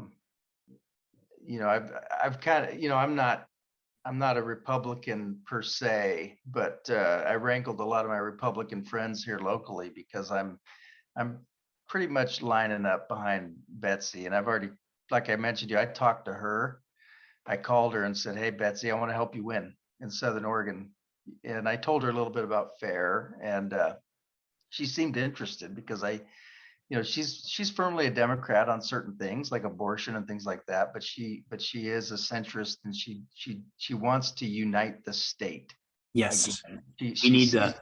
The problem of the super hard left thing, and the zero-sum games that are being played in Salem. And so anyway, I know we've talked about that before, about FAIR maybe doing a litmus test on candidates and giving endorsements. I don't know where. I was going to ask Bion about that too, but didn't have enough time. I'll follow up with him. I'm going to be meeting with Bion every other week, and so send me any questions that you have for him. I do know that again, FAIR has applied for its 501 501c4, is it 501c4, which allows FAIR as an organization to endorse political candidates. So, and last I heard, they expected that would be finished and official by the end of the year, beginning of the year. But you're right. If we're going to be able to endorse candidates as a nonprofit, we have to have some kind of criterion by which to do that. So that's one of the many things that we're going to have to develop, because long term, yeah, we want to be able to, again, it gets back to my data collection. We need to know who all these school board people are when they're up for re-election. We need to know who all the library board people are. That's a huge project, so that we can begin to address finding people to stand up and become balanced community, fair, friendly kind of candidates who are going to resist some of this pressure from the far left, but also pressure from the far right, which in my opinion, sometimes folks on the far right go too much on the other extreme. And I think that's the other thing we have to be careful of, is just this kind of in reacting to what is a serious problem in our education system today. We can overreact and cause damage on the other side of it. So, finding those moderate, kind of centrist, fair, friendly people to get on library boards and school boards is really important. And even if they're not centrist, but they're willing to listen. Yes. And realize that, you can't play zero sum in a diverse community. You have to compromise a little bit. Yep. So that people feel like they're not being alienated, because when they do get alienated, they become more extreme. That's what happens. When people don't have a voice, they start smashing things. And so, it's trying to talk to anybody. I lived in China 20 years ago, and I actually made really good friends with card-carrying communists, and which I never thought I'd ever imagined I'd be able to do. But some of them were much easier to get to know and to get through to than some of the social justice folks that I've tried to talk with here. So it's a challenge, but got to build bridges. Well, and I, that's been my experience the last 10 years. Is I have been shocked at how unwilling, particularly our very progressive left legislators and activists. I've been trying to get Pam Marsh into a conversation for years now, and she simply will not. She has no interest in bipartisanship. And not just her, not to just pick on her. Whereas, Jeff Golden here locally, I think Jeff Golden is willing to sit down and have a conversation here and there. But we need to be able to get folks to the table. And, going to the library thing, we may have to just put a lot of pressure locally from the community to get our library board, for example, to just agree to talk about the programming and its politicization. Just to get them to talk, is the first step, because right now it's like hitting a brick wall. Well, they're also kind of unaware, I think. They just think it's fine. Yeah. They're not getting the feedback they need to hear. So. Right. Well, again, that's why we need to organize the community so that we get people, instead of people sitting home complaining. I've been on Bill Meyer's show a couple of times to talk about the library problem, and we need to get beyond just complaining about the problem to actually do something. So again, that's where it comes to, whether it's Grants Pass or Medford and these projects, coming up with a positive ask that we can get a broad section of the community behind, that's good for the community. Well, it's 9:04. Anybody want to have the last word? Oh, no. Night. Great. Good seeing everybody. Fred, good seeing you. James, nice seeing you. I haven't seen you in a while. Yeah, it's been a while. Thanks, Rob. All righty. See you, Jefferson. I'm going to get to Salt Lake one of these days. Yeah, thanks for letting me crash your party. All righty. See you, folks.